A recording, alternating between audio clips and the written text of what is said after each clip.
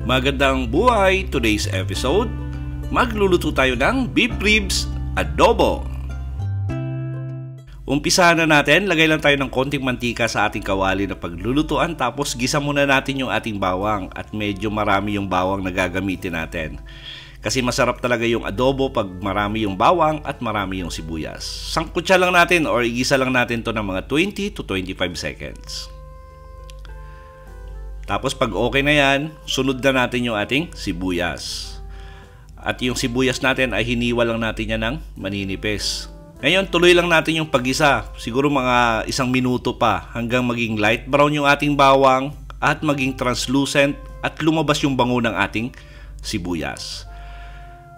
Tapos lagay na natin yung ating daon ng laurel. Ginupit-gupit ko lang yan para lumabas talaga yung aroma. At sinama na rin natin yung pamintang buo. Tapos sangkutsa lang natin ng mga 10 to 15 seconds. Tapos lagay na natin yung ating beef ribs. Ito yung ribs ng baka. At 1 kilo po yung lulutuin natin kasi napakasarap gawing ulam to at gawing pulutan. Ngayon gagawin natin sa ating beef ribs ay sangkutsa lang natin for about 8 to 10 minutes. Hanggang magbago ang appearance ito at maging brown yung kulay.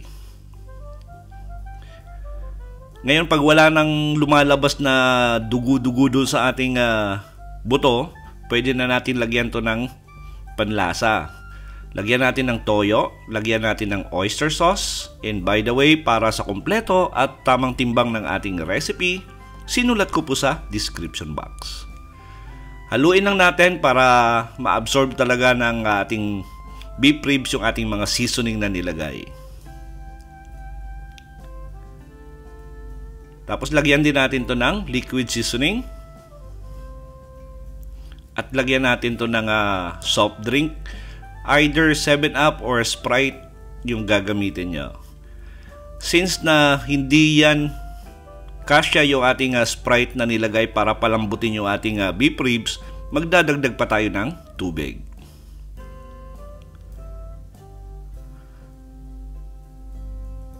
Tapos maglalagay din tayo rito ng flavor enhancer, 1 pirasong beef cubes. Lagay tayo ng asin.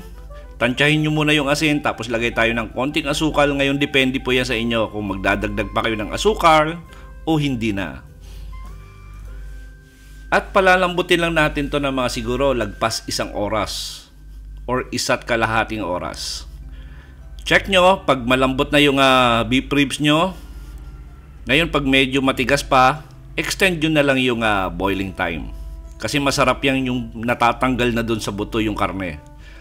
Lagyan natin ng suka, tapos pag naglagay na tayo ng suka, mga 2 minuto, hindi natin gagalawin yung ating adobo. After 2 minutes, lagyan natin to ng siling labuyo, tapos haluin natin. At ngayon, nasa inyo po yan kung gusto nyo ng saucy yung adobo nyo or yung nagmamantika. Pero ako gusto ko yung nagmamantika. Tapos, sinamahan ko na lang ng boiled green beans or Baguio beans para may konting gulay sa gilid. At sigurado po ako natatakam na kayo sa ating recipe. Try nyo sa bahay at napakadali lang lutuin. Sa lahat po na nagkagusto ng ating recipe for today, please like and share this video. Tapos kung bago kayo sa ating kusina, please don't forget to subscribe at pindutin yung notification bell para updated kayo sa mga susunod pa nating masasarap na recipe. Salamat sa panonood at ito ang Kusina ni Dan Levy.